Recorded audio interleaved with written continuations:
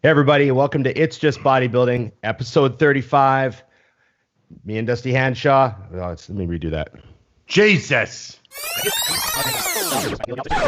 Hey everybody, welcome to It's Just Bodybuilding, episode 35. Of course, it's Dusty HANSHAW and myself, Ron Partlow. And on today's show, IFBB pro Chris Tuttle.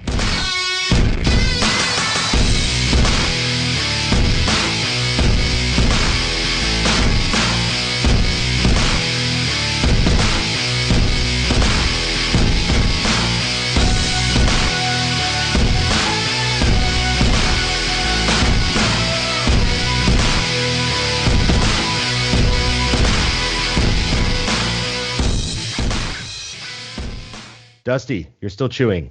That second one was way better than the first. You fucking blew the first one. I think we should have both on there just so people know that you're not always flawless, just 99% of the time. Sometimes I need two takes. Yeah. You're just getting warm. It's all good. Well, you got two gyms on you right now, so it's a lot of pressure. I only got one gym. Thank you. Always have. I see you have the West Coast hat on a lot. I really appreciate that. Of course, I'm repping Dino's gym, and of course, our gym, West Coast Iron. Hats off to all the gyms trying to stay solvent right now with without being open. It's I've seen some very interesting strategies from all the different gyms and different business models to begin with, and they're all trying to float in a different way.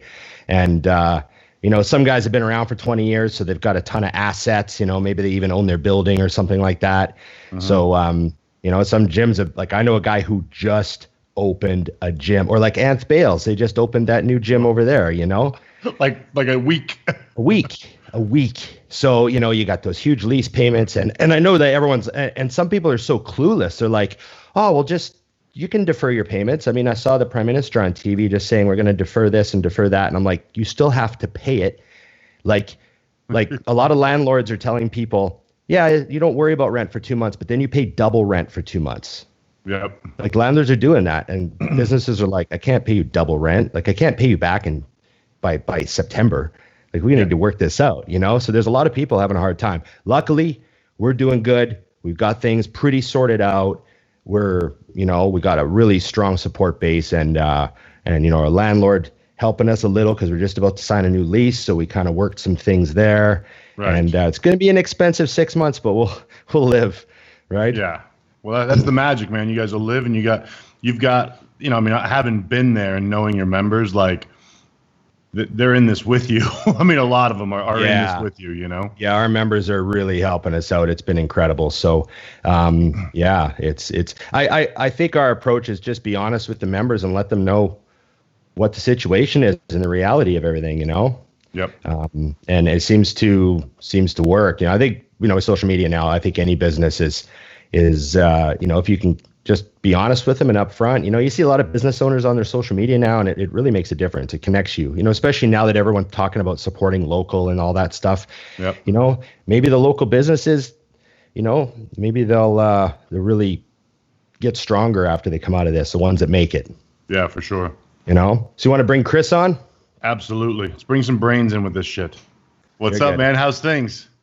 Good, man. I discussed to you before. It's not like much has changed too much. I don't really leave my house as it is.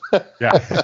So bodybuilders are very, we're just already distanced from all the preps we've done and all the times we've stepped into the box and closed the lid for 4-6 months, And and the social life, it's like I already don't have one. Well, you guys work from home also 100% of the time, right? Just like me. 100%. Yeah. Yeah. So that's a game changer right there. Is when you don't leave at all. The only difference for me right now is I'm like, this is cool. I don't have to say no to people when they ask me to do things. That's what my wife said. Except I've realized that I really need another hobby other than going out to eat. Valid. You're like, shit, there's absolutely nothing to do now. Jesus. Like, I realize now how many, empty holes I've filled by just going out to eat, and then I make fun of emotional eaters and I'm like, wait, I just realized. You're a boredom eater. It's totally I'm a boredom eater. Yeah. I'm and not only that, the training situation's weird because, it's like everybody's like, well, where are you training? Can I come train with you at your friend's house? And I was like, no, it's kind of like on the down low, like because everybody wants to jump in to where everybody else is training. It's kind of like a fight club, like secret society. You don't talk about Fight Club, Yeah. Yeah. And then you see certain people are posting from their secret gyms and then you see, other people have gone totally dark. Yeah. So there's the different I know the ones that all have them and the ones that don't. I think the key is if you own the gym, people just seem to forget, like, I'm completely allowed to do this. Yeah, people ask me, they're like, "Are you going into West Coast to train?" And I'm like, "Well, yeah, I'm an owner. Like, what the fuck? I got like a lot of money sitting in that room. I'm gonna go use it." The only thing is, I'm not posting just because I almost feel bad. No, 100%. I 100% agree. It's like my training situation's pretty good. And it's like, I'm not going to be posting training videos being like, oh, look at this awesome hack squat. It's just like, I post and I just tell people you should be here, but you can't. Yeah. Dusty's got the personality for it. I'd feel bad. Those people, they're like 7-plate hacks for 10, never slow down, hashtag, no time off, hashtag, do what you got to do. And everyone else is like, I don't have $5,000 for a hack squat and a bunch of plates. Yeah. Well, it's funny. It's like, man, the whole gym situation. I know a lot of my clients who are really good friends with the owners, right? Yeah. And the owner's like, hey, man, you can train you by yourself, but only you, right? Yeah. So other people catch wind of that. And then they call the police. And they're like, so-and-so's training in there. They're training in there. And then they come and shut everything down, Yeah. It's happening in New Jersey and New York. So I'm like, man, you can't even talk about it. It's like Fight Club, like I said. Yeah. Don't talk about it. Yeah, it's a little different where I live because they didn't actually force the gyms to close. They just made the social distancing so enforced that it made it impossible to run a gym. Right. Right.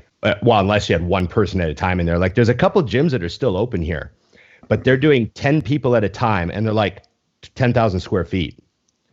So you're operating at a loss anyways.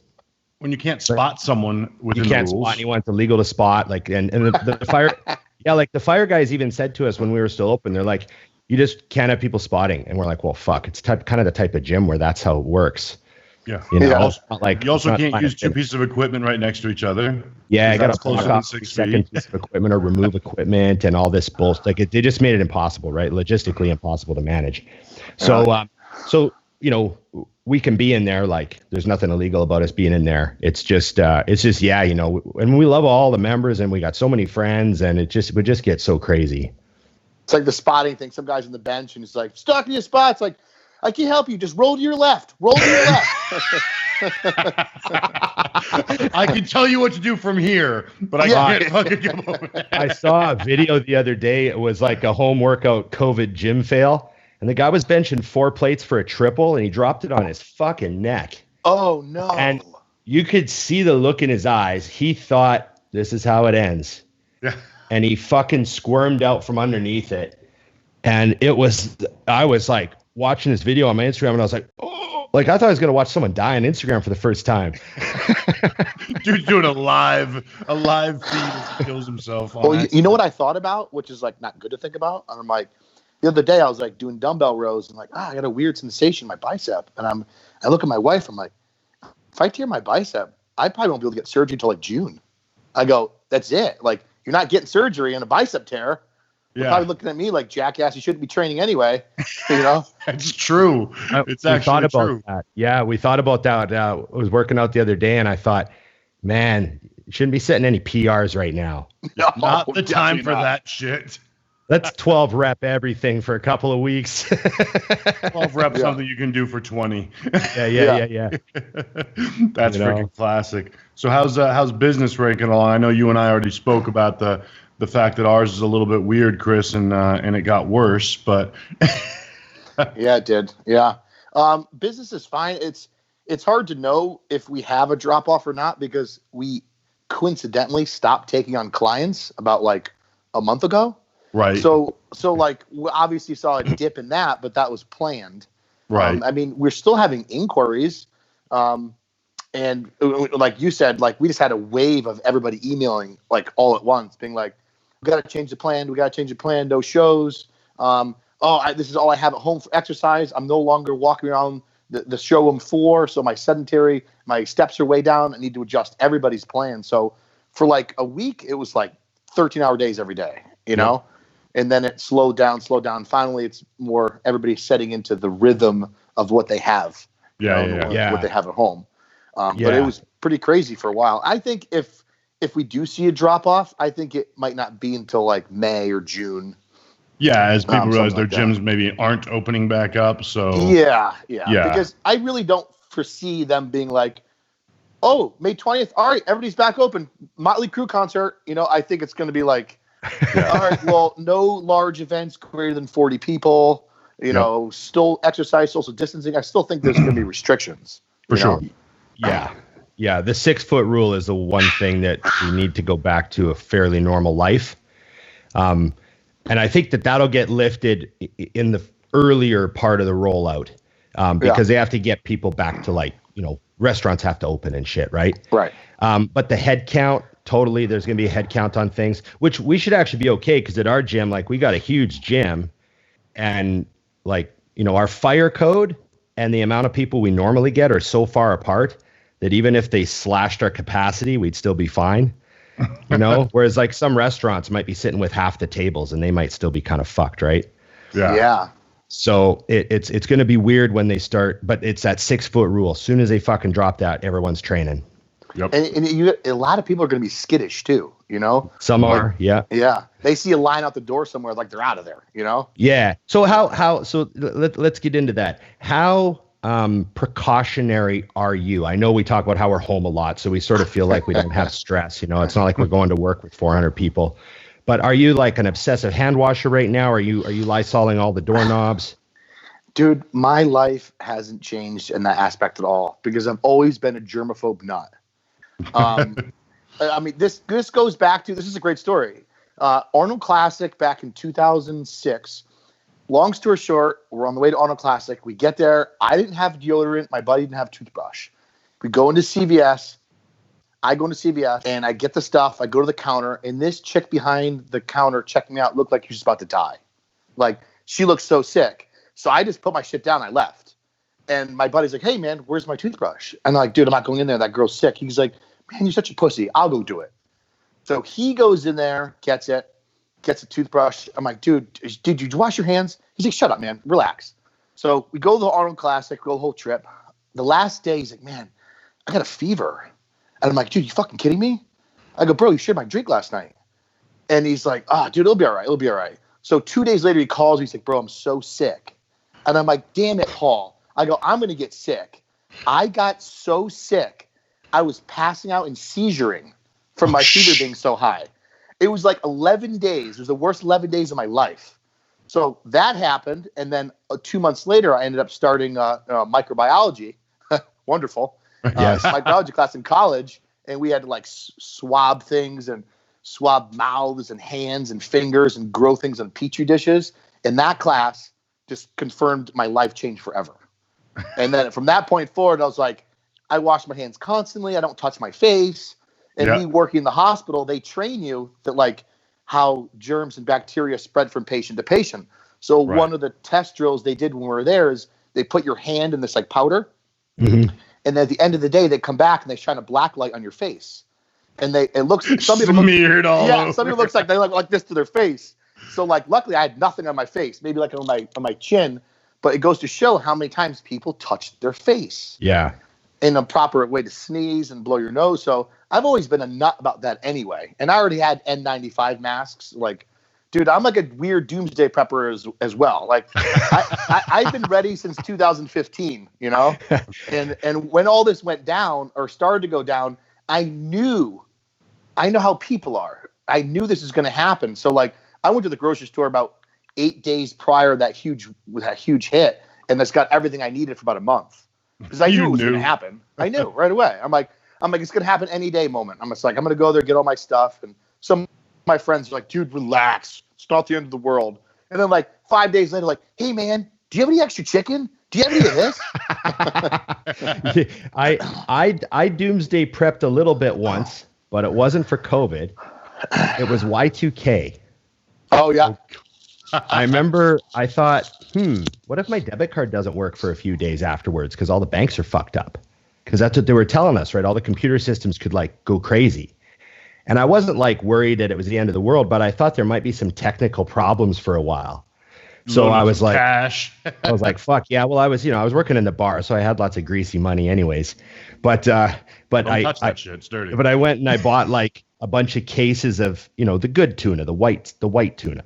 I bought a bunch of cases of tuna and some big bags of rice. And I just like prepped a little bit in case, in case it was a weird month. Yeah, but like I tip them all the time. I'm like, people are like, oh, you're stressing yourself out. I'm like, dude, I'm not stressed at all. I'd rather just be prepared than not prepared. Just like as being a bodybuilder, like for us, like, have we ever gone to a show and then worried about our food once we got there? No. Yeah, no fucking way. I'd be like 10 days worth of food with me. Mm-hmm. And then I worry about other stuff when I get there. I'm like, my dad one time was like, he's like, dude, you already have like 7 days of food with you. What do you want to know where a grocery store is? I'm like, just in case something happens. I need to know where everything is. I know everyone's cupboard looks the same. I laugh because people come over to my house and they'll open up the cupboard, and where I have like the sugar-free jam, there's 9 of them. They're like, yeah. When do you buy more? I'm like, when I'm down to 6. yeah. It's bodybuilding mentality. I do the same exact thing. It's like, oh, that's on sale. I'm like, oh, how many do you have? 40? I'll take all 40. Yeah. Done. Yeah. Let's do this.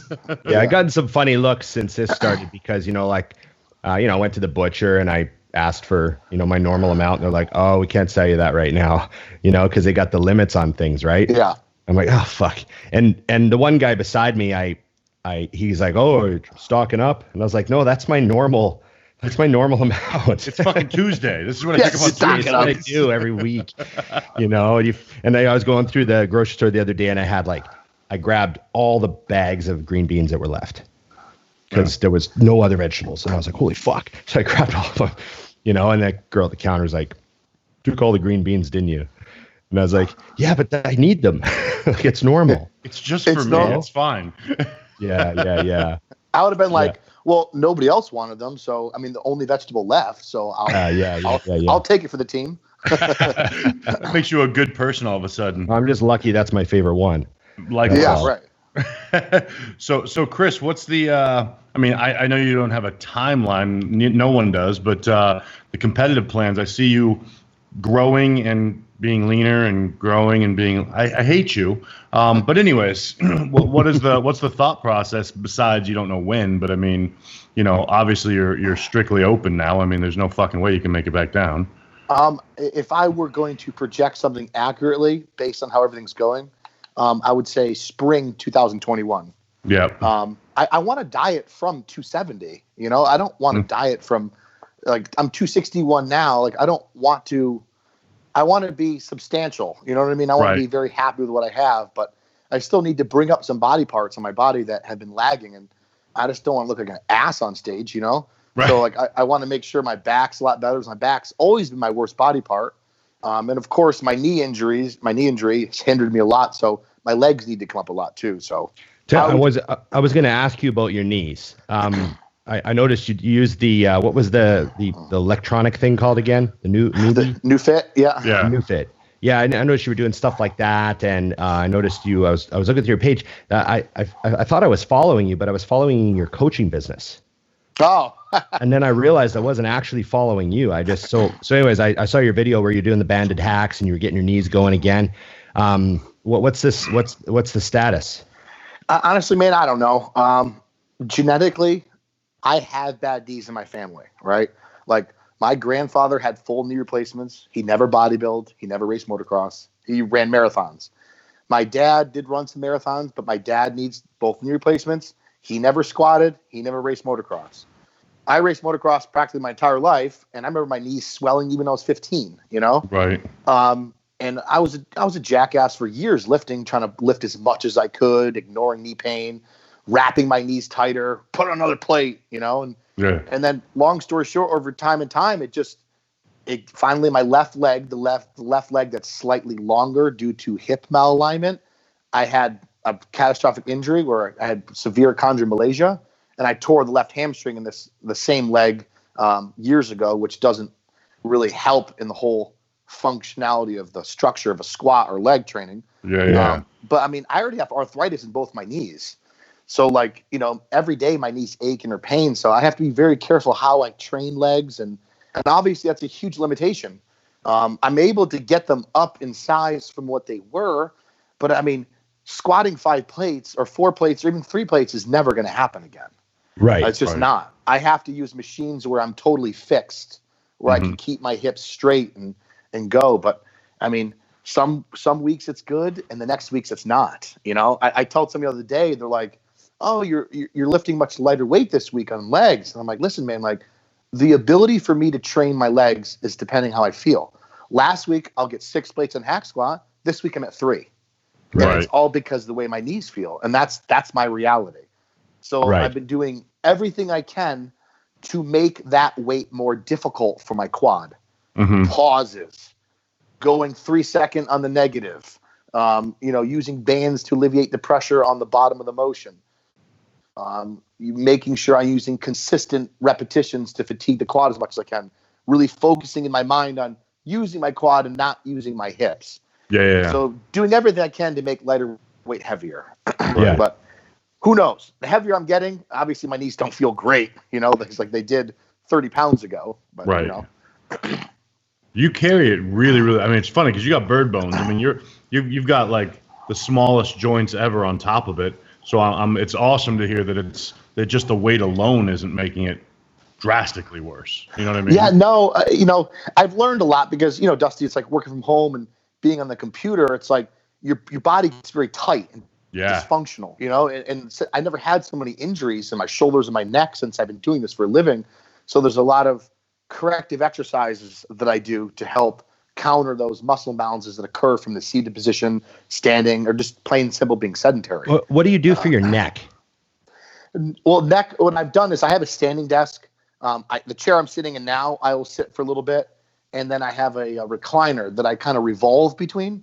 But on the recliner, I just take a towel and I roll it up and I rest my head so it's neutral.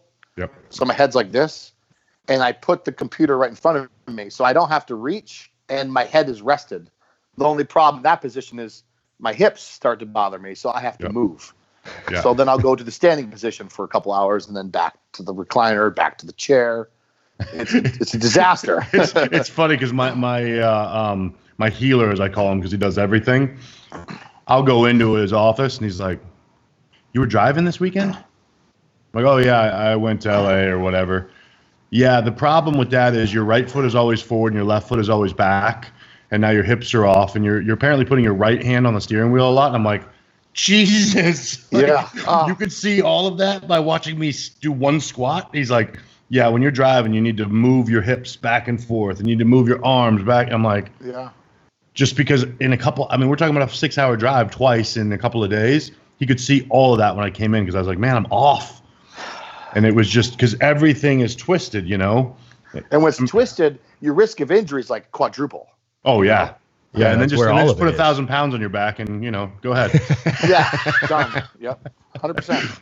100%. It's nuts that people don't think about that, though, because I get a lot of that, like, why do you go in to get your therapy so much when you don't need it? I'm like, I don't need it because I go in. Like, right. I need it if I don't go in. You know what I mean? It's kind of like, why do you clean your house if it's already clean? Well, I don't ever want it to be dirty. Well, it's that typical mentality of I'll worry about it until the problem happens. Right. Instead of being like, well, maybe I need to do this to be preventative so I can keep regressing. People are always like, oh, I'll worry about it. Oh, my God, I have a problem. What do I do? Well, how about we never have to have a problem and prevent it? I mean, think about it, Dusty. Like, most of all our injuries and things that happen, it's like it's the school of hard knocks. It's like we may have been told, but we're like, I'm fine. And that's then all not of a me. sudden, and then it happens, and we're like, ooh, maybe we need to rethink this again, And then you start to be like, well, I gotta take much more thought and much more time into other things with preventative. And I think powerlifters, like the elite powerlifters, what they have to offer as far as mechanics, proper, preventing hip shift, and they have so much information that's usable for the bodybuilder. Because how many bodybuilders are just like, they can't press right, they can't do this right, I can't do overhead movements, I can't do that, I can't do this. It's because we get hurt and then we go that exercise instead. And then we get hurt doing that exercise, we do that instead. And before you know it, we can't do anything except 2 exercises. Right. Because we're all messed up. Yeah, me too. Well, it's funny because I learned that actually. I was out in Vegas. Brandon Allen was doing a 900-pound squat in knee sleeves, and I walk out and he was getting warm, and his wife had had a band around his hips and was pulling it away, like pulling his hips to one side during his warm-ups, because he always is tight in one side. So during the warm-ups, they would do that to get his body adjusted to going correctly. And then they just dropped the band, and I had never even fucking heard of that. And he's like, this is every time. Yeah, the fucked up thing, I've told Dusty about this, but with me, I have to like make sure my feet are perfectly even on the platform. Like when it takes me 2 minutes to start my set, because I'm like looking at my feet and like getting them just right. And I'm like counting the little bolts or the little rivets from the edges. Gonna go or not? And people must think I'm like scared to start the set, but I'm just paranoid because when my feet look straight and I look straight on video, I feel crooked. Yes, 100%. And 100%. It's like fighting your instincts to keep doing the reps properly because they don't feel straight. But then if I do a set and I think, fuck, that felt awesome, my training partner will be like, your one foot was an inch off to the side, or your heel moved, or like there was something that moved on me to make it feel straight. And I'm like, fuck, because I'm torn between the sets that feel good and the sets that are actually correct. Let's not use the word torn. It's so funny. I'm like that with pressing. Like dumbbells, I press so slow. And then one day, I'm like, Lexia, can you come over here and videotape this? She's like, is this for Instagram? I'm like, no, it's not for Instagram. I go, it's for me. I need to see something. So I do my heaviest set. And I'm like, man, she's like, what's the matter? I'm like, I feel like I'm fucking cockeyed. And I feel like I'm crooked. And I look at the set and I'm like, this is completely flawless. I'm like, I can't. If I saw somebody do that on Instagram, I'd be like, those are amazing repetitions. But like when I'm doing it, I feel completely all over the place. Yeah, like one traps up and it's all fucked up. I know what you mean. I it's just because all the little fucking things wrong with me now. It's like there's every single muscle group has one side that has a problem compared to the other. Yeah, my ART guy told me, he goes, what happens over time with especially lifting is, without us knowing, we compensate constantly, right, to try to lift heavier weight that we can. And he goes, the problem with compensation over time, over years and years and years, is your brain starts to kind of route new pathways of firing fibers. So you might have the medial delt firing 90% on one side and 70% on the other, but your supraspinatus is taking up too much on the right side than the left side. And then over time, all of a sudden, you tear your supraspinatus. Yep. And he goes, or why one shoulder pumps more than the other shoulder. It's like, man, I wish I knew all this stuff when I was like 20, Yeah. We would all feel a lot differently if we knew a lot of the shit we do now when we were 20. I know. Oh my gosh. For me, it was just add more weight and you'll be fine. Yep. Yeah, 100%. I remember I've seen a couple of like, really smart guys, not guys like me and Dusty. Yeah, real educated strength and conditioning guys, and they're talking about how novice lifters, it's really, really important to not train to failure as a novice, because the failure rep as a novice is the rep that's going to go off. Yeah. And you don't want to do anything but perfect reps because you want to program your nervous system to execute perfectly only. Do you know what I mean? Yep. And I was like, oh, fuck, I missed the boat on that because I went ape shit right off day one, right? Of course. But yeah, with athletes, I mean, obviously guys like us, that's what we do. We're 15, get in the gym and go crazy. But, if it's an athlete, like an Olympic athlete, it would, that's why the East Germans and stuff, they give a kid a broomstick and make them do power cleans for like 10 years before they put weight on it. Yep. Because they want those reps perfect. It's the same thing with like boxing. It's like if someone's going to teach you a right hook and a jab, like you're not going to learn to do that doing it as fast as you can. Mm-hmm. You're going to be doing it slow form technique, and then over time you generate power. Yep. It's funny you said that. I went to a strength conditioning association continuing education credits years ago, and there was an Olympic coach who was talking about clean snatches, jerks, and such like that. And he had everybody raise their hand. He goes, how many people have been doing clean and jerks Last 2 years, last 4 years, last 5 years, 8 years, 10 years. And he goes, how long do you think it takes for you to master the technique? You know? And then everybody got it wrong. And he goes, it takes you 5 years to master the technique. And he goes, another 5 years to figure out how much you can lift. That's awesome. Yeah. Yeah. And it makes perfect sense, actually, too. I had a buddy who was on the Israeli Olympic lifting team at one point. And he said when he was 3, he had a broomstick. And then it was like when he was 5, he had a light bar. You know, like they put him like, boom, you start little. And, you know, it's not until they're 10 where they have like any kind of weight, you know? It's like part of their exercise regimen is just like power cleans and snatches. It's this part of movement they teach them, you know? It's amazing at that point how much a movement will become so completely perfect without even thinking about it. Because you've done it so much. Yeah, yeah. You know? I can't even do a power clean. I can't put a bar on my chest without my wrist breaking back. Oh, I know. Or I see the guys at the gym doing the Oli front squats. Yes. With their elbows up over their head. Not happening. Oh, fuck that. No. That's when I first hired the tissue guy I have now. He was like, all right, well, do a squat for me. And there was a bar, and I was like, well, put 225 on it. And he was like, what am I? It's the only way I can get down there is with 225. And he's like, we have a problem. If you need 225 pounds to squat, we have a fucking problem. I need a total of 500 pounds of force to compress myself into a squat position. But to piggyback on that, though, like Evan and I used to say the same thing. 135 squat set felt awkward. Yep. 225 squat set felt very comfortable. Mm-hmm. Right. 315 got more comfortable, and then as you get heavier, it gets more uncomfortable. But like you just feel so much more normal and natural in that 225 set, 315 set. Yeah. When you're going because up I think you can't be. You have to do it right. Yes. Yeah. You know what I mean? So like, because if not, I mean, let's be honest. If 135 starts to put you on your toes, you don't. Okay. You know what I mean? But 405 starts to put you on your toes, you're fucked. Fucked. Yeah. Like you've lost all of your power, you know, plus the order that your muscles are supposed to fire in. I didn't realize my chiropractor told me that when they were testing back in the day, like bodies and how muscles fire, it was one of the first times they were doing deads or maybe squats, can't remember what it was, but muscles are supposed to fire in a particular order for it to work. And they happened to have a guy all wired up when he tore his hamstring. So they were able to see that because of an imbalance in his spine that was shifted, the muscles fired out of order and the hamstring got the weight at the wrong point and can't handle it and tore. So that's incredible data right there. Yeah, and it's funny because it was completely on accident that they got it, but then they were able to work backwards and be like, holy shit, that was because of his spine. Spine was off, threw the hips off, threw the muscle order off. So, I mean, I'm sitting there going, man, I'm glad I have 900 people on my team here keeping me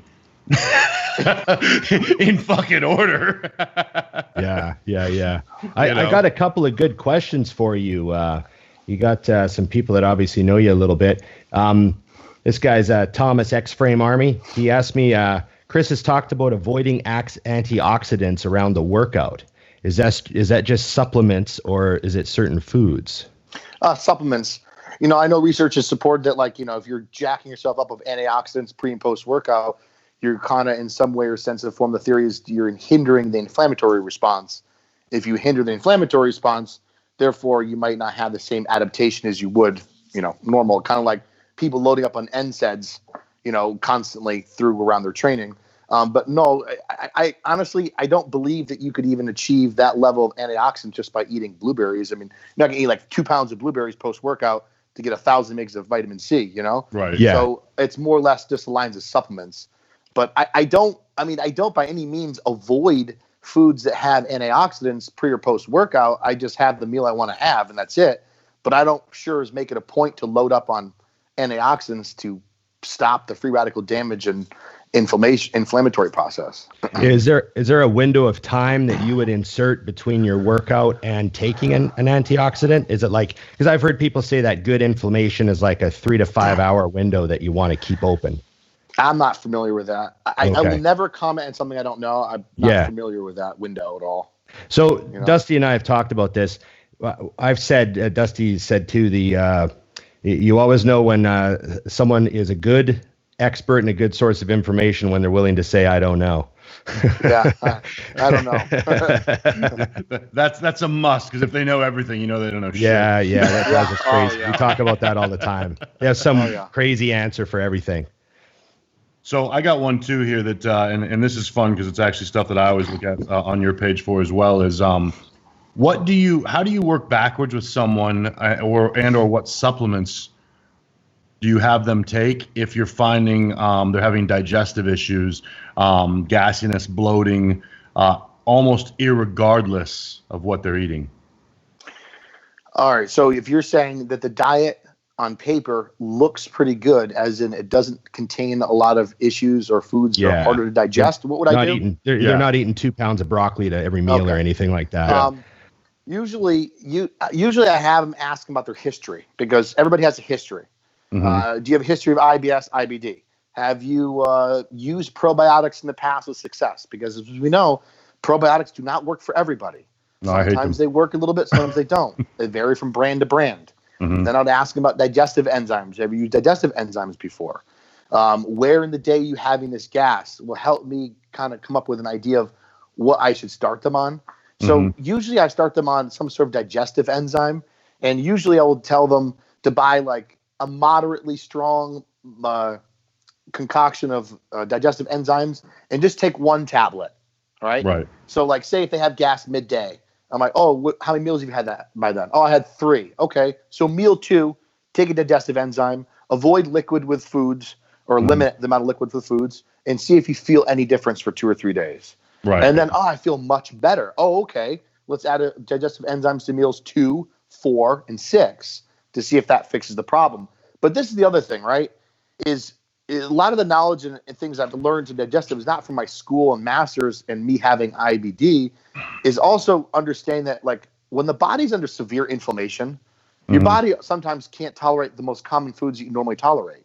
Right. And then all of a sudden you're like, well, can't eat that, can't eat that, can't eat that. But it's weird because 4 months ago I was eating that. Right. Because if the body's inflamed, you're going to be post everything. Curcumin, 500 mgs a day, twice a day, is unbelievable. I've had tremendous results with people with that. Right. My clients who have Crohn's or ulcerative colitis have noticed a difference. I noticed a huge difference in the digestive enzymes. I've flirted around with probiotics and all these other digestive things, and nothing seems to be as consistent as curcumin and the digestive enzymes overall, personally, and with my clients that I've seen.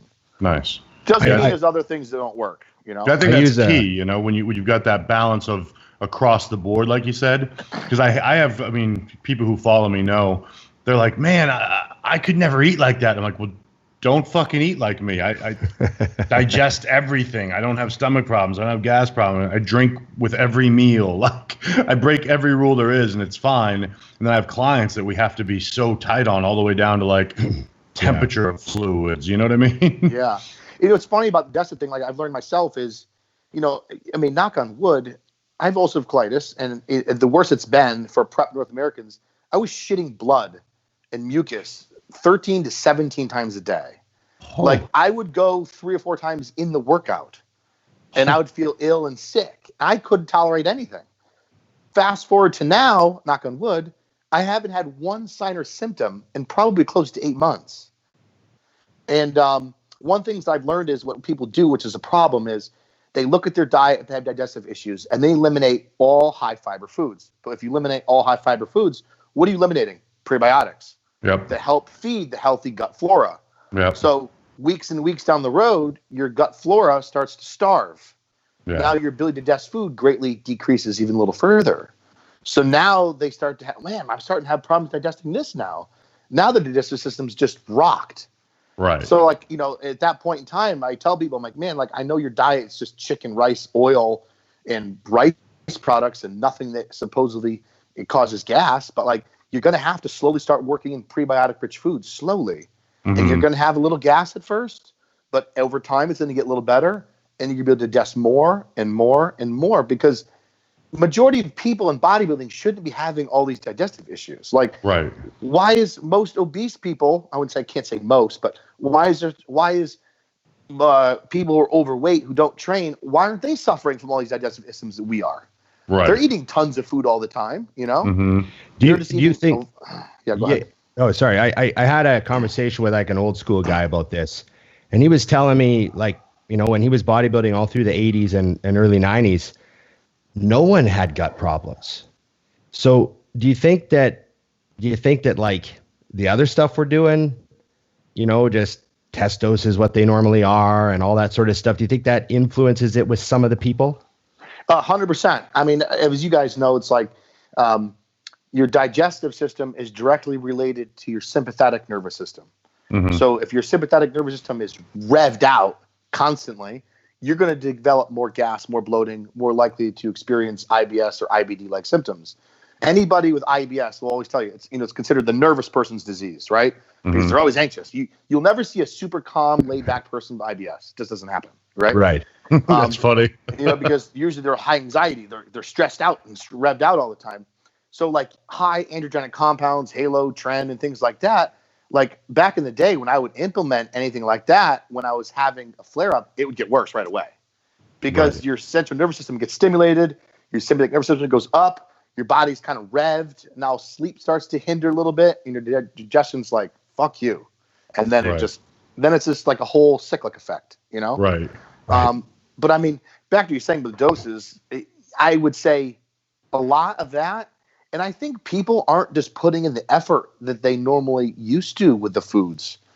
Everybody's looking for the fastest route. Sloppy Joe mix, 80% ground beef and white rice, 8 times a day. Like, yeah. What are you doing with that? You know, that and D-ball. You know what I mean? Like, hey, it worked for like years and years on me. Yeah. You know what it is, though, too, is I think if people get down to the really basics, I mean, I know we've all heard the whole, if you go to the grocery store, if you only buy the things around the edges of the store, you'll be fine. It's everything that's in the aisles that's fucked. I know. I don't know why Pop-Tarts aren't right by the potatoes. This is another thing. Thanks for reminding me of that, is Stan Efferding talked about this, how vegetable oils specifically can cause some people to have a lot of issues. You there?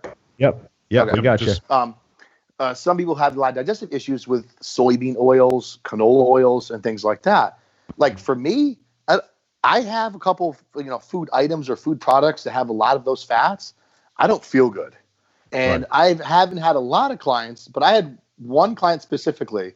Every single time she would go out to eat, stomach was like pregnant, blowed up. I'm like, what did you eat? And then she tells me, like, on paper, that's not a problem. I'm like, restaurants always use cheap oils. Yep. They're not using good olive oil. Yep. And I go, do me a favor. I go, don't eat out at all, but have all these have all these problematic foods. And she's like, I don't have any problem. I'm like, it's the oils. I'm telling you, it's the oils. I go to Whole Foods and pick up some healthy foods from the whole food aisle of the buffet, which is all soaked in like vegetable oil, canola oil, soybean oil. Yeah. And then an hour later, she's like, oh, my stomach hurts so bad. I'm like, you're having an inflammatory response in your GI to those oils. Yeah. And those food products have all that oil in it. Yeah, it's true. I didn't think about that. Yeah. Yeah, Stan's big on the anti-canola oil, isn't he? Yeah, some people have they don't do well with that at all. And that's something that's overlooked a lot, you know? Yeah. Well, you don't think about it because at your house you don't have that shit. Correct. Yeah. I would never cook with that because it's not as good. I mean, my mother would kill me. Hey, so a guy like you, is thinking about oils. What do you spray the pan with anything when you cook egg whites? What I've learned to do is, which we should all do, instead of buying the stupid Pam sprays that are a fortune, is I have a regular spray bottle and I fill it with macadamia nut oil. Yep. And then I'll spritz the pan lightly. Because one, it's cheaper. Two, it's a healthy fat and has a higher burn point. Yeah. You can heat it quite a bit before it smokes, right? And it tastes so good, you know? Where do you get, you know what? I've never even seen macadamia nut oil. I'm in Canada though. I don't know. Maybe we don't do it. Supplement stores, Whole Foods. Huh. Yes. Yeah. Yeah. I've never had it before. I'll have to get a bottle. I know Dave used to talk about it. Palumbo was all. Be careful. Once you have that, it's like. What is it? $50 a bottle? No, it's a little pricey, but I mean, I have like 2-3 cases of it, and I when I get done my last case, I'm like, Lexia, order 3 more cases. Okay. Oh, can you Amazon it, or what do you do? We get it off. Dave has it on his website. Okay. Okay. Dave Although Palumbo. I think in our current times, I'll try to find a local business that has it. Yeah. No shit. Try to be the good person. Yeah. So what about, I was going to ask you, what was the other one I had here? I got quite a few on you, dude. Yeah, I like that. I can tell my followers that follow you based on the questions. I'm like, oh, they know. So, Satriani Rocks asks, Satriani Rocks says, I'm an RN with ethical issues about resource or boost. Is there anything coming in the future? Does that question mean something to you? I don't quite get it. Yes, resource is usually used for like clear shakes? liquid. Yeah, well, in hospital, you have different diets, right? So, for example, you have clear liquid, full liquid, or you advance to a regular diet. So, a lot of people have poor appetite in the hospitals. They're not getting enough protein or ensure calories, so they use supplemental drinks. Yeah. And Boost, or you might call Ensure. You ever heard Ensure? Yeah. Oh, yeah, both. Yeah. Yeah. Ensure Plus, Ensure, and they have Glucerna, which is for diabetics. Boost Plus. Boost Plus just means they have more calories, a little more protein. And basically, the nutritional shakes, 360 calories roughly on the plus, and I think about 15 grams of protein to help give that patient more calories.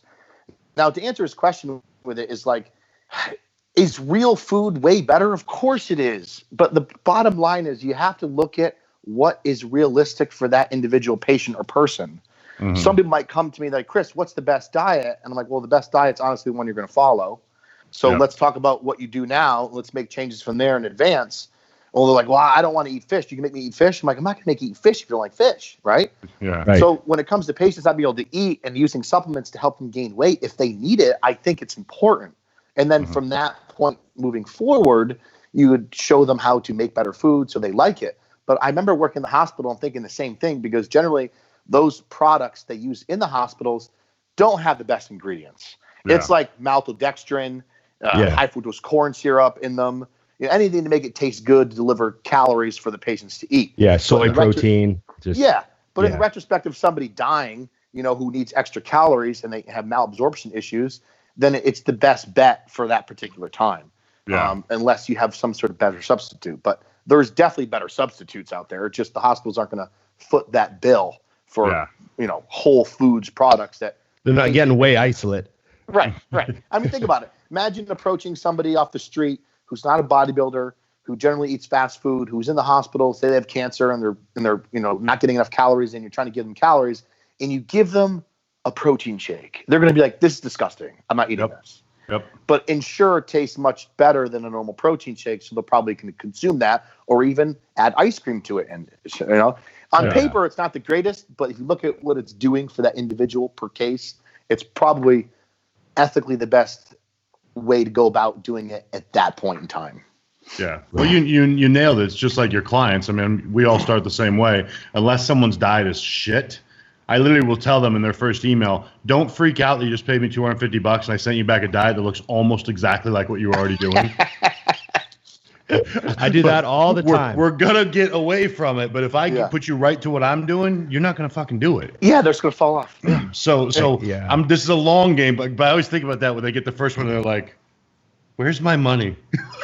Like, this dude changed 2 things and sent it back to me. Yeah. So it's funny. As you guys know, I worked with the CETO back when I did New York Pro, and I asked Jose and Evan to vouch for me. I'm like, hey, tell him I'm a good guy. Like, I'll follow whatever he says. I'm not gonna question anything. I'll just follow it. Yeah. And he's like, CETO's like, yeah, I'll take you on. Send me your diet.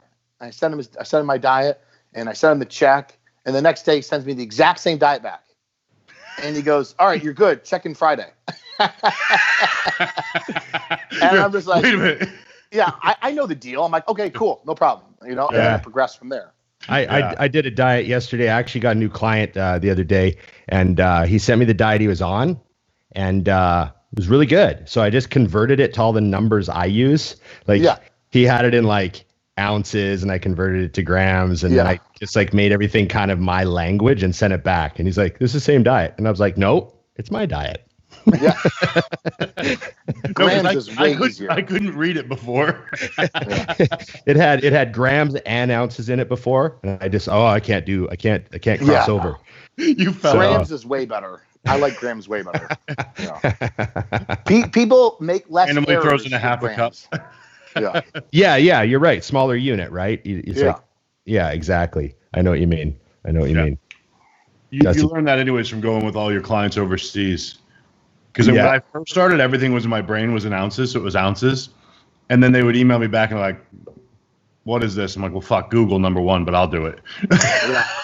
Or they measure it uncooked. I'm like, listen, we're measuring things cooked. Yep. Yes. That's what we're going to do. Yeah. I had a client one time. This was years ago when I used to use some ounces in my diet. And this is one of the reasons why I removed it. And she's like, man, I'm doing pretty good, but that breakfast is really small. And I was like, oh, he was like, well, yeah, I mean, it's not huge, right? So, I keep working together, and like after several weeks, she's like, man, can I move some food into my breakfast? And I was like, okay, what do you need? And she starts telling me, she's like, that the bowl of oatmeal is just so small. Oh, she's measuring it cooked. No. No? She was a really nice girl. But she worked in the bar business, and she thought an ounce of oatmeal was a shot glass of oatmeal. Oh, shit. So she took 2 shot glasses of oatmeal and cooked it. Because I said 2 ounces of oatmeal, which is like 2/3 of a cup. You should get like at least a bowl of oatmeal out of that. But she's getting a little tiny, like, that's awesome. I would little tiny puddle of oatmeal. I would have never thought of that. Because she worked at the bar, so she's like 2 ounces, 2 ounces oatmeal. Scoop, her brain goes, I don't actually have a shot glass in my house, so that would never happen. It's not 2 ounces of volume. Yeah. Yeah. Oh, that's fucking awesome. I'm laughing because I can just imagine she's like, Dusty's gonna go make that right now and see how big of a bowl that is.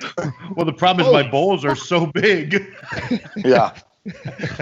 All right, Chris, here's one for you, which it kind of goes back to the digestion, but more important to get calories with poor digestion or undereat with good digestion? Well, that's a tricky one. I mean, you don't need more calories if you're having poor digestion. Poor digestion is representation of inflammation, but if you're having malabsorption, that's going to be really determined by, are you having weight loss, eating the same amount of food every day and having weight loss, or feeling severely drained? Usually, honestly, if you have a huge inflammation going on in the gut, you actually back off calories to initiate bowel rest. Because you're not going to do more, because then your intestines are going to be like, what are you doing? Right. Would you fast for a day? In the hospital, if someone has a bad flare-up, they're NPO, nothing by mouth. So they usually will do 24 hours of nothing but IV fluids. That way initiate the kickoff of the first rest. And then they'll do clear liquids, and then full liquids, dairy-free, and then progress as the diet goes on. But usually what I do, if somebody's really bad, I will cut their calories down, their carbs specifically. I'll leave proteins and fats the same and cut their carbs down a ton.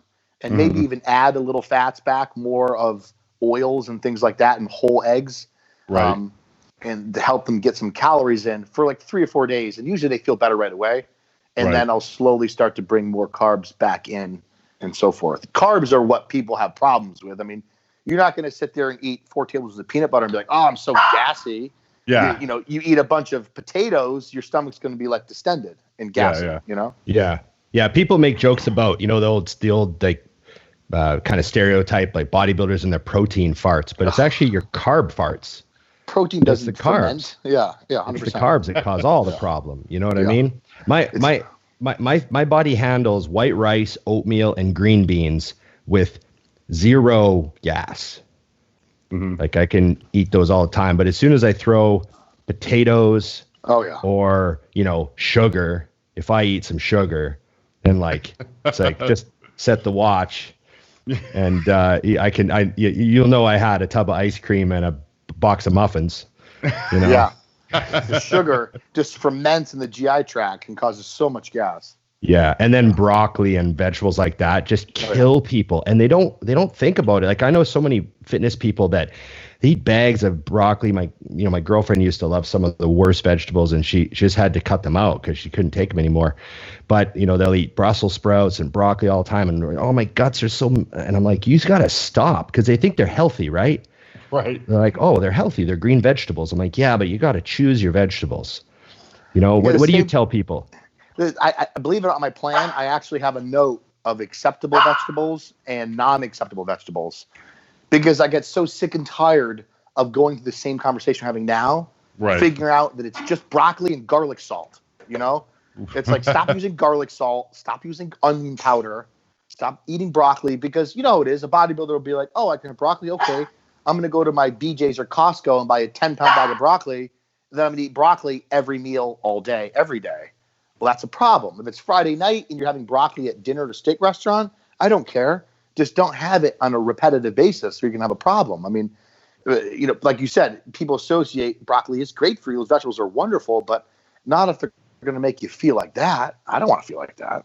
You know, we're already bloated as it is, you know. I think that's the funniest part about food and training, which is one of the questions that we always get. It's like, if something hurts me, I don't need to ask an expert if I should do it again. Like, it's just very weird to be like, I eat something and I feel like shit. I'm like, okay, don't eat that anymore. Done. I don't care why. I just gone, you know, because I get that all the time, like with heavy skull crushers. The guy's like, those kill my elbows. How should I do them? I'm like, you shouldn't do them. Don't do them. That's your body telling you to fuck off and stop doing these. Yeah, that's a problem, I think, though, with like today. I'm sure it is like with many sports, is monkey see, monkey do. Oh, if he's further along than I am, I have to do exactly what he's doing. There's so much individuality to training and diet, much more than I would think it is to teach somebody to throw a punch or to teach somebody how to dribble a basketball. Like, there's so much more individuality, you know, structures, mechanics, digestion, genetics. You know, it's like you have to use all your tools. You got to understand all the tools in the toolbox and be like, 8mm wrench does not work for me. I'm going to stay with a 10mm wrench, and just talk that way. People need to hear you say you're doing it correctly. Yeah. Versus they can't, like, well, if it doesn't hurt and it's working, why ask the question, right? Yep. Yeah, no, totally.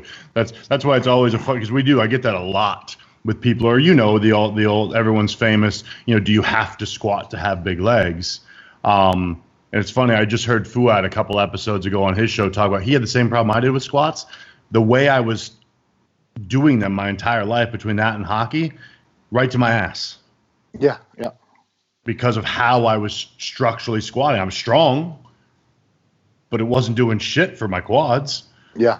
So I just tossed them. I'm like, all right, we won't do those anymore. And I found things to put, you know, the emphasis where it needs to be. Yeah. The dogma that surrounds nutritional strategies, drug protocols, and training, I think, is the number one cause what holds people back, period. Like, true. I have to run this because everybody says you have to run Halo the last 2 weeks. Everybody says you have to run this. I'm like, no, you don't have to do anything. You know, like, I've done, every prep's been different, you know? Yeah. Yeah. I had a friend of mine one time. He was a golf pro for a long time. And he said to me, he goes, you know, golfers don't always, the best golfers in the world don't use the same clubs for every shot. That's pretty good. That's pretty good. It's like, you know, Tiger Woods might chip off out of a sand trap with one club, and another golf great might use another club, and they both might put it in. Yeah. And I was like, oh, yeah, that's a good analogy. It's a perfect explanation. Yeah, and then just with the squat thing, like, one of my, you know, people say, if you could tell your younger self, this is kind of great next question for Chris, but as a bodybuilder, if you could tell your younger self something that would help them, you know, I think mine would be, don't be so stubborn with certain exercises. Because I when I was young, you know, 14 to, you know, in my mid 20s, there were certain things I just thought I had to do. And, you know, once I got to the stage where I was like, you know what, I like squatting fourth. When I put squats fourth in my workout, they're an awesome exercise. But when I start with them, they fucking don't do anything for me, and I just get hurt. Yeah, and if I would have learned that younger, it might have saved me a lot of wear and tear down the road. And what about you? Mine is just, honestly, I mean, the same thing with you guys. When you guys start, you guys are about my age, right? 36? Yep. Yeah. So like when we started, there was no coaches online. Like, we were just trying to find the most knowledgeable person in our area to teach us. Yeah. And some people are more fortunate than others. So, like, given the resources that I had, I wish I really did more research on my own, because I really didn't have anybody good directing me correctly. Right. So like I thought I had to deadlift. I didn't think a rounded back was a big deal for deadlift. You know what I mean? Like, right. So like there's so many things I didn't do. And I used to think you just had to train as heavy as you possibly could, no matter what, in that 6 to 10 rep range, no matter what. Right. Yeah. Like the whole philosophy of mind muscle connection. Are you working the movement or the muscle? Like I didn't comprehend that. It was just like that weight has to move 8 times. Yeah, you know, totally. And if I'm the only one that touches it, it's fine. Then I did it. And I just thought that if my form was good, it took care of everything. But there's still that feel. Yeah, right. And the other thing is listening to my body. Like I raced motocross my whole life, so like I get like breaking my fingers and then duct taping them and then going out for the second moto. Like just being like doing whatever it takes to win. Like I adopted that same type of mindset to bodybuilding. Like, oh, my knees hurt. Shit. Okay, I'll just ice them for 2 days, and hopefully by next Tuesday they'll be ready for legs again. Right. And then legs come again. It's the same thing. Like, oh, that wasn't too bad. They only swelled the first day. Okay, great. All right, so next week I'll push a little harder. And it was just like ignoring every sign in the book. Yeah, you know? Right. I probably shouldn't be doing this, but don't think, just fucking do it. I'm gonna do it, and just go and do it. And that's just not. I think the problem is when you're younger, your body can deal with it, even though you know what I mean. Because if you did that now, it'd be catastrophic. Something would explode across the room. Whereas when you're younger, your body's just kind of like okay. Because I found what was interesting. I was pulling my adductor like weekly for a while. Like I would have an issue that I'd need 2 weeks off. I was going to the gym for legs for a while going, just don't get hurt today. That's all I would think of. I finally see a guy, takes through my whole body. Your right ankle's not bending. Ankle mobility. Yeah. All of it was from, and he's like, probably from skating. I was like, I haven't skated since I was 19. He goes, yeah, that's probably it. Yeah. You know what I'm saying? You're sitting there going, and then he fixed my ankle. It was never a problem again. No, what you just said too, it's like when you're young, you don't feel what the older people are telling you. Yeah. Like my dad used to say to me, all the bones I broke in racing motocross and concussions, and I start bodybuilding. And I remember I tore my hamstring once. I showed my dad. My dad looks at me. He goes, how old are you? Making a point. I'm like, I'm 26. He's like, let me tell you something, man. He goes, I'm a doctor. He goes, you're going to feel this one day. I'm like, Dad, I feel totally fine. I don't have any aches and pains. He goes, you're 26, dude. I go, just wait till you're 50. He said, you're not even going to be able to move, you know? So I'm like, now looking back, I'm just like, crap, you know? Now when I call him, I'm like, Dad, my elbow's fucked up. And he's like, well, you know what happens, Chris, when you bring your car into the dealership and the mechanic says, and you ask your mechanic what's wrong with your car, he just goes, it's an old car. It's 200,000 miles. Like, there's nothing really like directly wrong with your car. What do you want me to do? It's just an old car. And he goes, you just got old elbows, man. He goes, what do you expect? You ride that car hard, it ain't going to go 200,000 miles. It's going to go 50, you know? Right. I love your dad. He's so intelligent. He breaks it down to like the most basic thing. You're like, fuck. You can't even argue it. You're like, God damn it. All the time. I'm like, Dad, I broke my arm again. He's like, all right, well, just don't move it. I'm like, yeah, obviously. I'm not going to move it. That's just medical advice. Yeah. Don't move it. Dad, my knees hurt. Well, stop squatting. I'm like, it's not really an option here. He's like, I know. All right. Come over. I'll take a look. What type of doctor is your dad? A GP, general practitioner. Okay, so he's done everything. Yeah, and he's an exceptional doctor. Like he's from old school. He went to Harvard. I don't know what happened to me, but like he's incredibly intelligent. He loves medicine. I mean, he's still practicing. He's 72. Oh wow. He's still cranking like 60 hours a week because he loves it. You know. Yeah. But he's seen a lot, and I get it from him, man. Like he's a like if I asked him about steroids, you know, and he'd be like, well, I can tell you that taking drugs for off-use label use is not really a good idea. He goes, but I can't tell you that you're going to die in 20 years. He goes, I have no idea. And I'm like, yeah, that's a good doctor right there. I mean, like, you know, that is a pretty good answer. If you don't know, you don't know. He goes, I don't know. He goes, so I can tell you if you're sitting there taking extra Tylenol and it says take 4, you might have some problems down the road, you know? Right. That's a fact. Yeah. That's attaching some cool. logical sense to the things, you know? Yeah. So are you not seeing your folks right now, or are you like? Yeah, no. My dad is old. He has asthma. He's still practicing. He was exposed to somebody with a COVID 3 weeks ago now, and they sent him home. So now he's just doing stuff from the computer. And my mom's somewhere else, another house by her beach house, and she's by herself. And she's, my parents are really involved in like helping other people. So she's buying food and helping with the church and donating. And my mom's like, obviously I get my doomsday prepping for my mom. So my mom had like 200 N95 masks, and she's like, I brought them to the police officers. She goes, you know what they have to deal with on a daily basis with all these people running around? She goes, they need protection. So she's donating stuff to them and helping them. But no, awesome. I haven't seen any of my family for probably 4 weeks now, maybe. Yeah. I got an 80-year-old dad. He lives on Vancouver Island here, but they shut the ferries down. So I can't even go across the water to see him. But he's in his house, chilling out by himself, watching World War II movies. So, he's all set. Yeah. So he'll survive. He'll survive the pandemic. What about the gym you train at? Are you in touch with the owners, or do you know like what's the plan with that gym? Oh, so I train at Powerhouse New Haven sometimes, but the main gym I train at is Universal Fitness in Waterbury. I like it because it has all the equipment that I need. It's not huge, and when I go, there's nobody there bugging me. Right? And like that's a big problem sometimes. It's like, I go, if more people that know you at a gym, the more questions you're going to get asked, which is fine. But like, I'm there to train. I want to train. And some of my clients might ask me questions. I can't be rude and be like, fuck off, Yeah. Right. So like, I have to be polite, but like, I just choose to go to a gym where like I can get the most effective workouts possible. And Nick, there's 3 owners, Nick, Mo, and Tony, and they're great to me. They give me a lot of leeway, and allow me to bring in cameras. And if we're going to do videos or photo shoots or whatever we need to do, and train, or he always asks me sometimes, like, quit me, like, what equipment do you think is better? I'm like, oh, this is going to get good.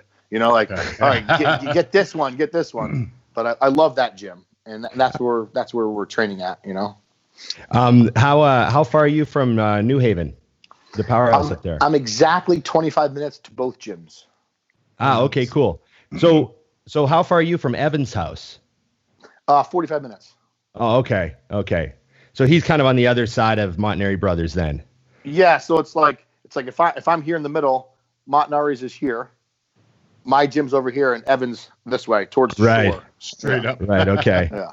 Okay. What's going on with Animal? Obviously, they shut down all the trips. We didn't go anywhere. We're not going to Body Power. We're not going to FIBO. We're not doing any of that stuff. They just kind of got you sitting pretty. Have you doing content for them or anything like that? Oh yeah. There's tons of content for the contract and whatnot. Doing the videos and stuff. It's hard. I mean, sometimes like you don't have a gym to regularly train at. I mean, I'm training at my friend's house now, here and there, but like there's not a ton of training content you're going to do. So I did do a lot of what I do to prepare. But the bottom line is it's tough for me because I was already prepared. Right. So like me talking about what I'm like, I have everything I need. Nothing's different. Right. Because I knew this was going to happen. So giving tips to the content of what I give my clients what to do if they can't find chicken, because obviously near the cities, everything's like empty shelf, Yeah. Yep. Because most people in the cities are all eating out. Now that they're not eating out, they're going to be storming the grocery stores, Yep. And stuff like that. But content, pictures, clothing, Yeah. normal stuff. How long do you think it'll be before we're back to, do you think there's going to be an Olympia this year? I honestly don't know. I mean, there's, all this conspiracy theorists are such wackos. Just looking at like, if people like really understand and educate what's going on, like you look at what countries have what number of cases, their death rate. If you study the 1918 Spanish flu, how many people died, how many people got it. And you look at how many flu cases we had in the United States from last year and how many death cases there were. And like, if we let the coronavirus go and we did no restrictions, we would easily exceed 560,000 deaths before even the year's end. Right. If you compare the same numbers of flu cases and flu deaths, we had flu deaths, 38 to 45,000 flu deaths this year in the United States over 12 months.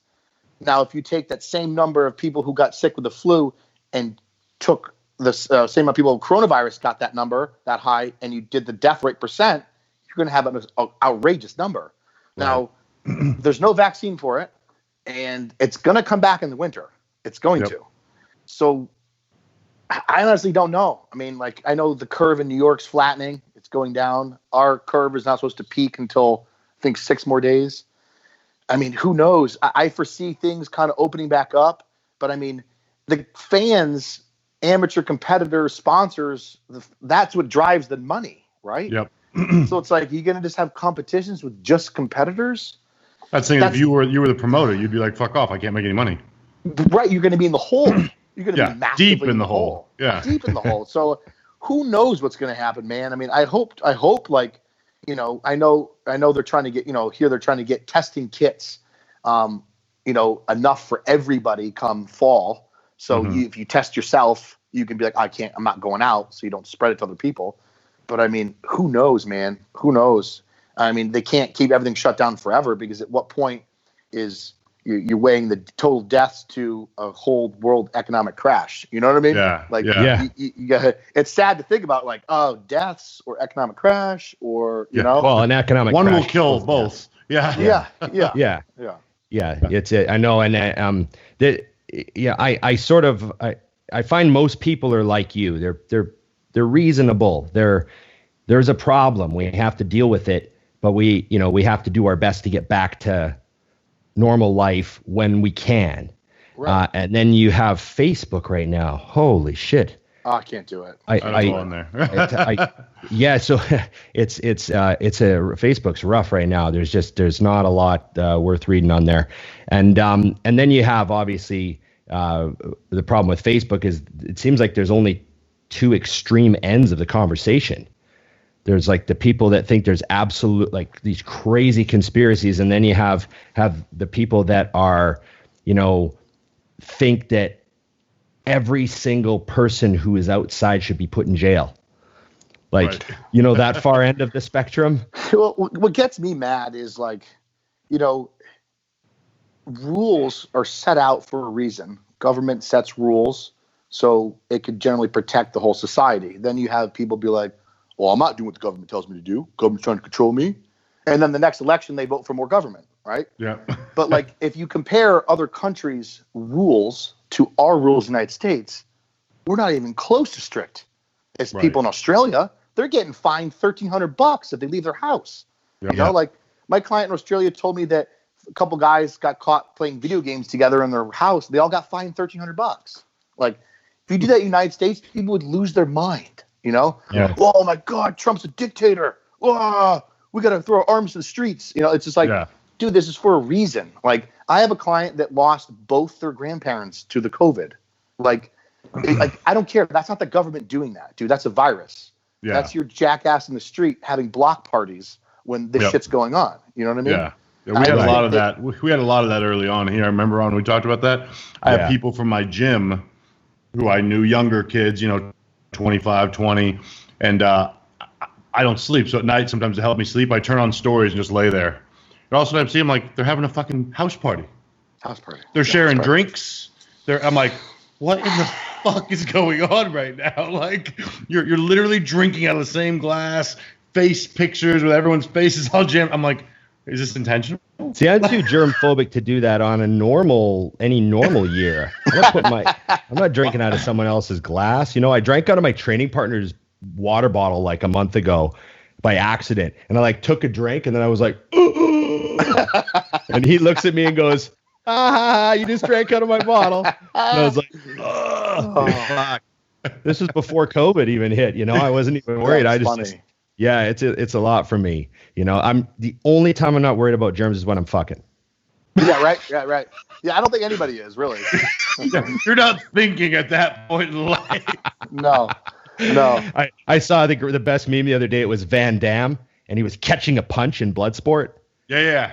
And the guy was Bolo Young punching, you know, the muscular Asian guy from the movie. Yeah.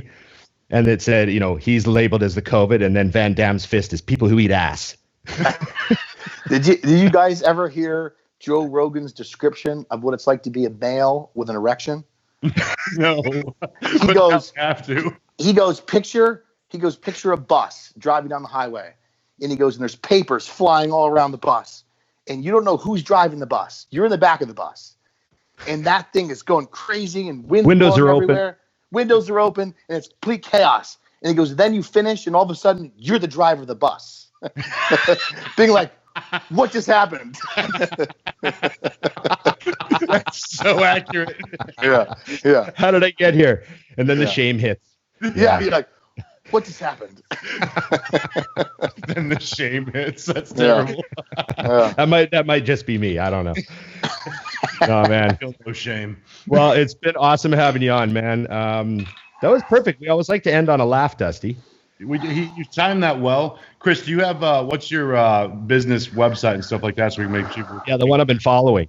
Well, all right. So just to let everybody know, I'm not accepting new clients right now. Okay. But you can inquire and I can, put on the wait list and whatnot. That's fine. TuttleNutrition.com is our website. We just started an app, Tuttle Nutrition. And it's mainly for like a lot of people who are getting into lifting. It really covers all demographics. It's not specifically bodybuilding, the app. Okay. Mm-hmm. Just to be super clear. All right. I'm not going to give you advanced drop sets, reverse banded, whatever. It's not what the app's about. What are they paying for then? Right. You have to find out. It's cutthroat, deep science, extravagant diet practices. Right. Yeah. No, that's good because I think it is. Guys, make sure to jump on. I do follow your coaching page and stuff too. I think more people should because there is I think it's nice that you have both aspects: the bodybuilding side of you, the school side, and you meld them together really, really well. Because oftentimes when I follow people who are one or the other, I tend to line them both up in the line of an idiot. Yeah. Because they can't cross over, you know what I mean? And understand that, I learned this in school, but it's a little gray in this area, or like in the opposite with bodybuilders. Like some people are just like, fuck science. And I'm like, well, it's a fact. I'll tell you why. Because education for some people puts them in a box where they can't look outside the box. This is what the textbook says. That I memorized it. That's it. There's nothing outside that box. They're afraid of that box, right? And then you have the opposite. If they don't have the education, they just make up shit, or they just go with it. And emotional. They believe everything. For me, education's made me able to sift through the bullshit. Right. Sift through, like people show me studies. Oh, I can't take fish oil anymore because the study came out. I look at the study. I'm like, it's the most bogus study I've ever seen in my life. Like I go, 10 70-year-old people. Yeah, like the sample size is 8 people, and they all had pre-existing cancer. Like, what? Come on. So, like that, it's really helped me the most. Kind of look at things, being like, yeah, that's definitely not correct. Right. And like you said, Dusty, there's in nutrition, there's a huge gray area. Yep. Like there really isn't black and white. I hate people say, "Hey, Chris, what do you think the best diet? Keto or carb cycling?" I'm like, that's like saying there's only one way to get up Mount Everest. Like, you can't answer that. Anybody who says one way or the other, I just, like you said, Dusty, before, it's like I just dismiss them. Like, this person's a moron. Yep. If you think, there's only one way of going about something, Yep. For sure. No, that's good though, because we like to do that. I'm trying to get people to follow more, and same with my clients. Like I direct them to pages that don't always go the route that I go, because I want them to kind of see, and have some thoughts of their own as well. You know what I mean? Because at the end of the day, we all have our within line our start point. You know what I mean? Yep. And then it veers off with the individual. So make sure you guys are following, because I think this would be good. And then as this kind of moves forward, we want to get you on for some more stuff, because I'm sure I'm about to get it blown up with questions. Oh, I know. When I did a podcast with a Fuad, I think I had like 87 emails like in the next like 72 hours. Yep. And I had absurd amount of numbers on Instagram asking all these questions. Hey, what's the best rep range for hypertrophy? What should I do for this? And I'm like, oh my Lord. I'm like, I can't even answer these questions, because you can't answer that, Yep. Yeah. For sure. Yeah. Thanks, man. We really appreciate coming on and buddy. Staying safe in your house and sneaking in your training. Don't tell anybody. All right, guys. I appreciate it. No doubt. You bet. Thanks, Chris. All right. Bye. There he goes. There you go. How you doing, buddy? Awesome. Man, I was stoked good to have him. Yeah, because that was he covered a lot of the things that I actually will hit him up for from time to time as well, because he does have like such an extreme depth of knowledge on.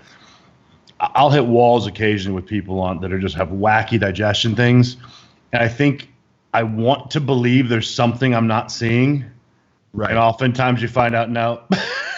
Yeah, it's just this. You know what I mean? The thing with the gut stuff is, there's a few people that I follow that they're almost overly technical about the gut stuff to the point where I can't quite take it. Right. I'm like, oh fuck, I just read this whole guy's thing and I still don't know what to do. Right. Yeah, exactly. But Chris has a great way of like making it simple, strip away the bullshit. It's probably this. Check this. And so I've listened to him talk about, health, gut health before, and it's very good information, because you know how there's a lot of information that just isn't useful, even though it's extremely correct. Yep. But it's so complicated, most people can't implement it. Well, that's the thing is, that's how they say you're not an expert unless you can explain something to a 5-year-old. And that's literally me, the 5-year-old. Right. And that's what Chris does. Yes. He breaks it down super simple. And like I said in the last episode, funny that we got him on now, is he's the only coach I write training for, because we're so in line with the nutrition side. Right. All I ask the clients to do is let me see what they're eating so I can write their training around his food. Right. You know what I mean? But other than that, like it doesn't matter, because I know it's got a very similar style, which is funny too, because you start to look at it's interesting. I've seen your diets, I've seen Jose's, I've seen Chris's and Chris Aceto's, and they all start to look, within reason, pretty close. Yeah. There's nothing magic about how it looks on paper. Yep. You know what I mean? I was going to ask you, selfishly driving topics so that we could chat about things I want to talk about. Yes. I was going to ask you, is there anything you're doing to try to maybe add some positivity to your day? Just something small, anything that you found that is, kind of like I was reading too much COVID news, right? Mm-hmm. I got to spend less time reading this stuff and more time doing other things, even if it's on social media. Right. So is there anything that you've taken to, or? Yeah, there's a couple things. It's funny, but as I pretty publicly, I don't sleep. Right. And coincidentally, I started talking to a girl off of social media who I jokingly call my witch friend, because she's into the meditation and the crystals and all these things. And she convinced me to start doing some like just basic shit to like relax. Right. And it's crazy. Like, so every day I take the dogs out back and I got this huge grass area, and I literally just chill in the grass and let them do whatever the fuck they want for like 30 minutes because the weather's always awesome. And literally during that time, I will essentially decide what my day is going to be. Now, it used to be very much bullet points. I need to do this. I need to do this. I need to do this. And now it's more positive accomplishment things I'm going to get done, what the day is going to be like, what the training is going to be like, but not so much like, 585 for 8, more like how my body's going to move. And it's crazy. I started doing that and I noticed a little bit. So then I was like, hey, I don't sleep. What do you got for that? So sent me down another path, she sent me like literally like a follow along medication guide.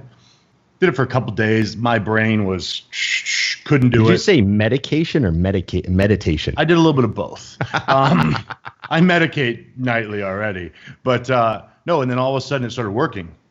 This sounds funny, but I'll sleep for like 3 hours straight, which for me is absurd. And it's just funny. So I've kind of what the positive change, the overall is I've just kind of let go. Like in general. So like when I'm out back, like as I've mentioned before, I live in an area where it's a bunch of retired people who come down here in the winter and then they disappear. So right now they're all older. So when I'm out back, it's just me. Yeah. And it's funny because it allows me to just chill and like slow down. And I'm not really concerned about, I don't read the COVID stuff anymore because I just have realized it is what it fucking is. I refuse to follow anybody who jumps, like, you know, you said people are on one end of the spectrum or the other. When I know who they are, I just skip past them, or some of them I've actually hidden their stuff so I don't see it. And yeah, everything's just been solid. And then, you know, even with clients, like, everyone's touched base. Those who needed to step away for financial reasons, they did. Or if they just needed some time, I was like, fuck it, just stay. You know, we'll figure that out later. And I guess everything has just been on a positive up. So I think a lot of people like you are even promoting trying to be more positive intentionally. Like, right.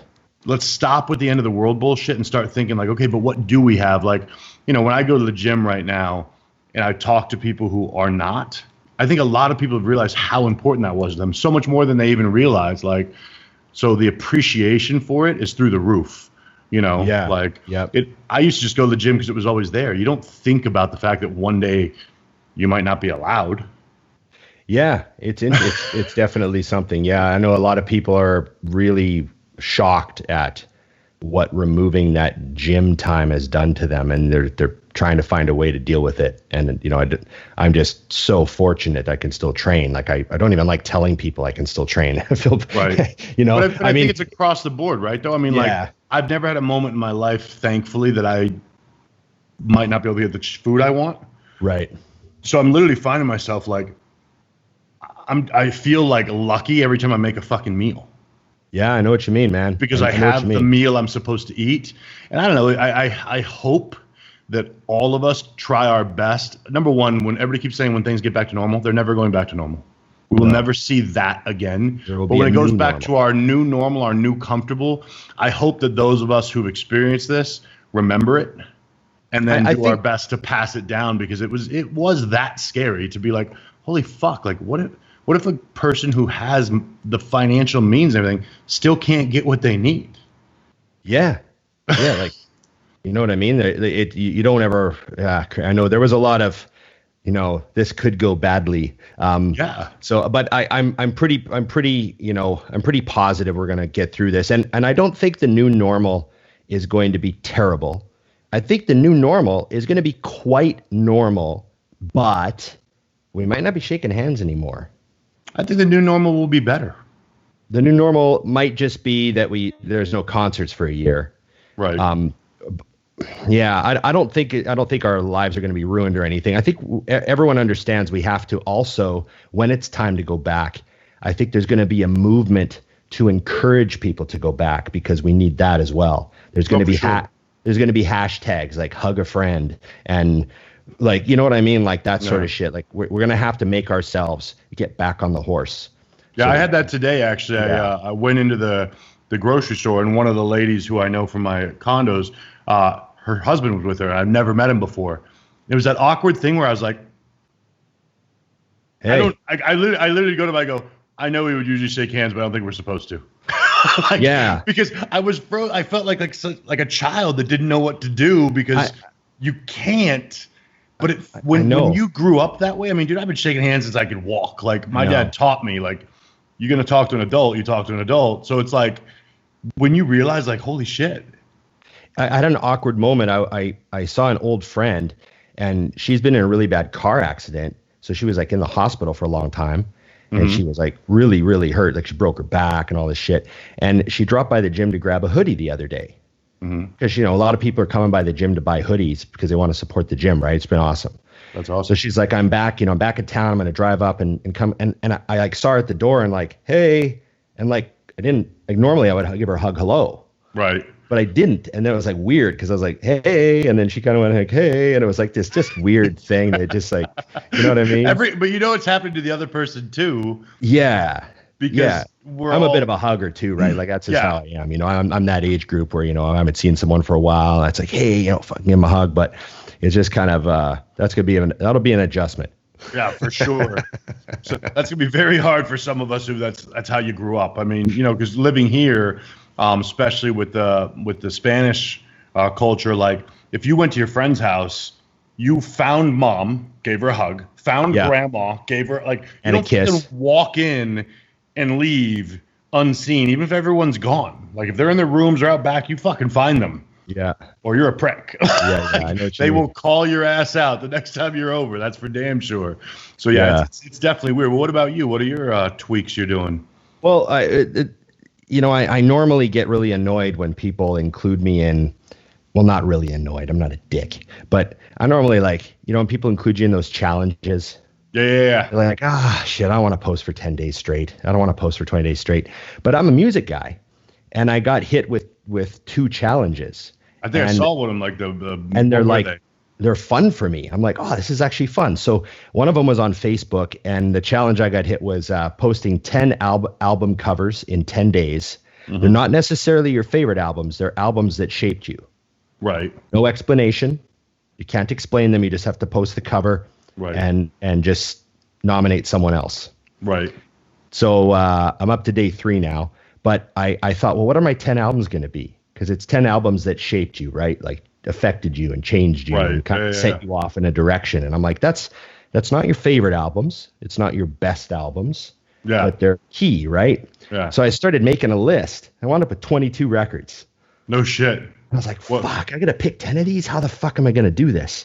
So it's funny because I'm I'm the type of guy that puts too much thought into that stuff. Yeah, other people you want to do right.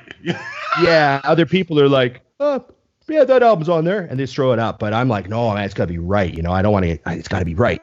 It says something representing about your life. Yeah, you know what I mean. So I got this list that I've actually been like I look at it once in a while. I got all the covers downloaded in my photo app. You're gonna get IBS, just so you know. Every once in a while, yeah. So 3 times yesterday, I was like, okay, I got 22 records here. I have to get this down a few today. I have to get this down. So I eliminated 2. I'm not going to sleep till I'm at 18, motherfucker. Yeah. It's funny, but it's been really fun because also a couple of the records I had forgot about. Right. And they popped in my head. I'm like, holy shit, that record was hugely important because I listened to it like 1,000 times when I was 13 years old. Right. So that's definitely got to be on the list. You know what I mean? The ones like Nirvana when Kurt Cobain killed himself and stuff, because that for my era that rocked. Right. Yeah. 50% of everyone I knew. You know what I mean? I've got a Nirvana record on my list too. Right. But it's tricky because. I don't want it to just be my favorite albums or all my high school shit. I want it to kind of span. Right. So, I got a couple surprises I might put up there. I'm getting good feedback too. It's fun, right? Because my high school buddies are like, holy fuck, and then, it's been kind of fun. And then the other one was on Instagram. It was, you're posting a song on your story every day, but there's a 30-day challenge. Uh-huh. So, the first one was a song with a number in the title. Right. The second one was, a song that makes you think about summer or something like that. Right. And so that's kind of fun for me because I'm a music guy, and I love it when someone hears something that I'm into and then they decide they like it. That's a huge reward for me. So I'm getting messages from people. I posted an album cover the other day and I got a few messages that are like, holy fuck, I never really gave this album a shot, but I've been listening to it all day. Right. No, I get that though, because I like those kind. I've been tagged in some, push-up challenge. Like, why the fuck would I do that? Right. I don't mean to be a prick, but it's I just don't because it just seems weird to me. You know what I mean? Pick your nose challenge. Why the fuck? I would do it, but I just trained chest yesterday, so I'm not doing a push-up challenge. So I just ignore if I don't want to do it. I'm like, you know what I mean? And I don't mean to be a prick, but just one of those things. Or George, he posted a picture and I liked it.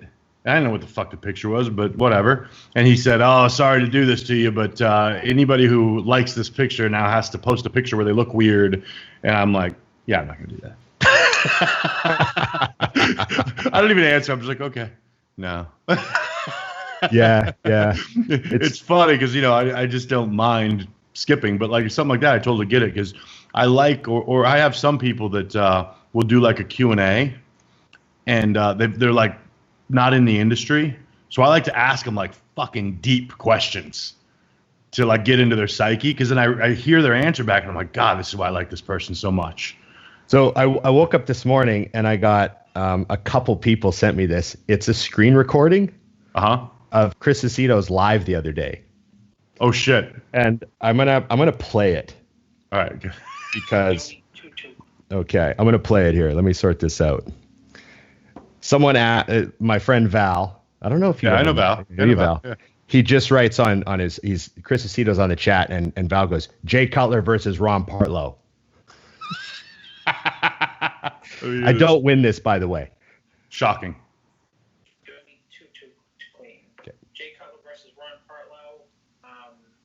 Jay's smarter, Ron is funnier. Jay's richer, Ron is poorer. Jay's bigger, Ron is smaller. They both have equal number of second place ballots.